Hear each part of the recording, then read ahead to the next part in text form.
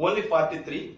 But if you go to the all over India, right from British period to till date, many more Ayurvedic manuscripts were published already. So many people have taken care. So with all resources, now it is our responsibility to do more vigorous work. We are having all facilities now. During those days, without facilities, they did this much. So how much we have to do?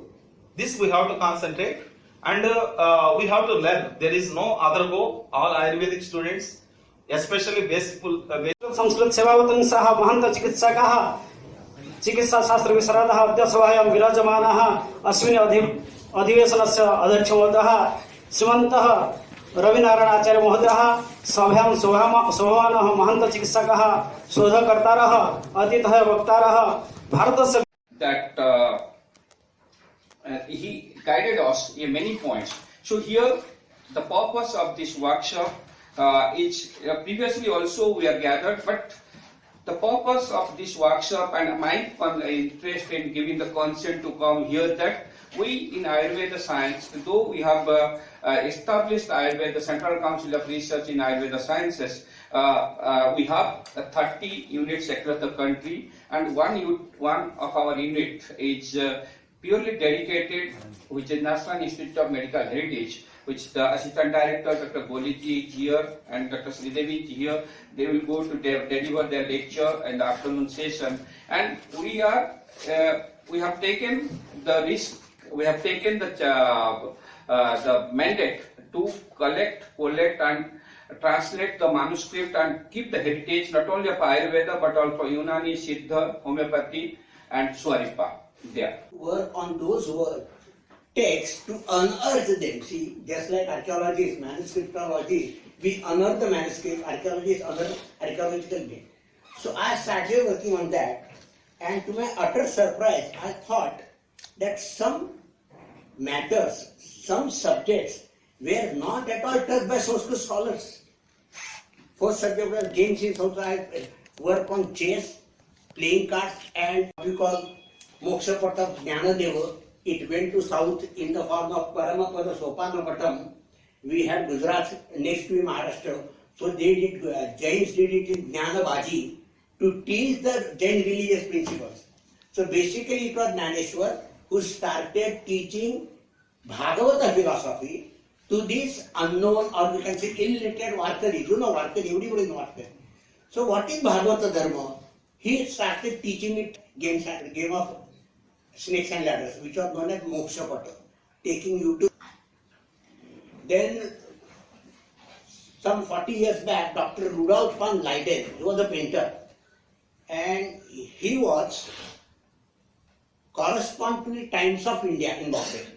He had interest in playing cards, so he studied playing cards of entire world, everything. When he came to India, he said he is not able to get certain material. So I suggested him, he had collected Sri Tattvanidhi also, those things. So in this way, I got connected with foreign scholars. See, I appreciate foreigners only because of one thing.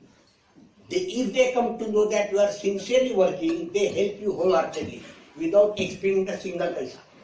So all my material which I get, the third important manuscript is Shanmukha Kalpa. Most of the Sanskrit persons have not heard this name. Shanmukha Kalpa is a manuscript on Chauriya Shastra, science of stealing. And Shanmukha is Shadanana.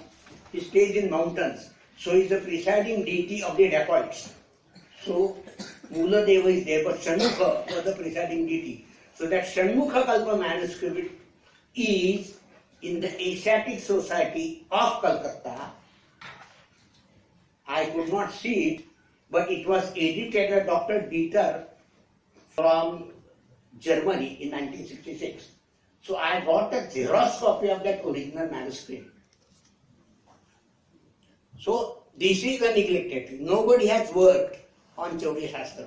We know some references in your Purchakatika, etc., etc. There is a Shastra on it.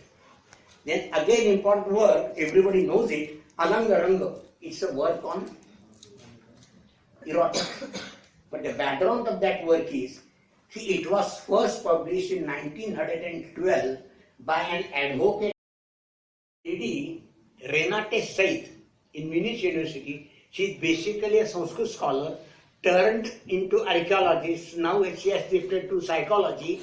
She came to Ahitchatra. Ahitchatra, you know? Ahitchatra near Kanauj. And there she found archaeological chest pieces dating back to 6th, 7th century Maukhari Vangsha. And on the basis of that, she said that since Maukhari royal dynasty they found it in that era, it must have migrated to Western countries and then spread everywhere in the world. So literary evidence is there, archaeological evidence is there, and one more important thing I'll speak and stop. In India we had 3 traditions of chess. One was Maharashtra tradition, was Karnataka tradition, and the third was Bengal, this side, northeast. Karnataka tradition, I did not get any book, so no question of anything.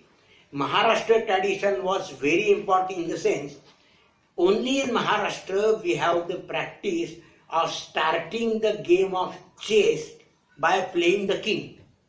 And the king will go Gamanam Ashwavat Bhave, 2.5 ounces. And this observation is supported by 3 different scholars from 3 different areas of India belonging to 3 different castes or classes. One is Venkatam Harikrishna, Gujarati Auditya Brahman from Kanauj, who settled in Aurangabad in Maharashtra. The second was Tiruvengadacharya from Tirupati.